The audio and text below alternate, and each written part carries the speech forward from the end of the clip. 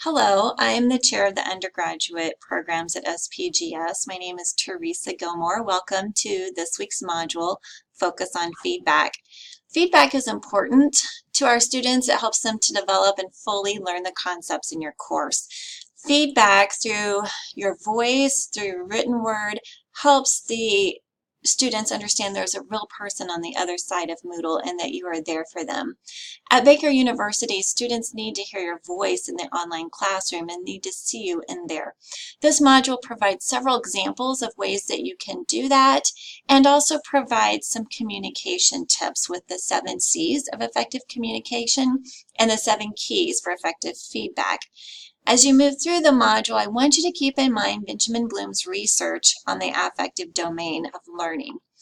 He taught us in the 1950s that the affective domain is the emotional connection a student feels in your classroom.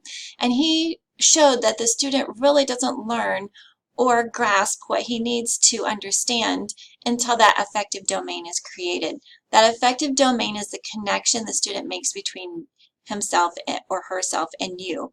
The affective domain is what motivates students to learn, what helps them to see the value in learning, and it's perhaps the most difficult domain for teaching.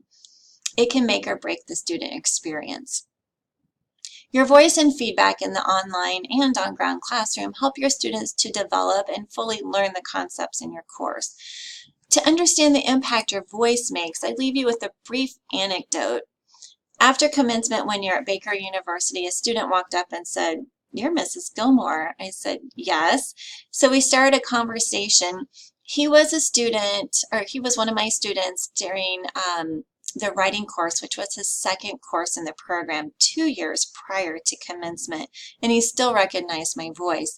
He said the videos that I put in Moodle helped him to understand there was a real person teaching him and assured him that I was there for him when he needed it.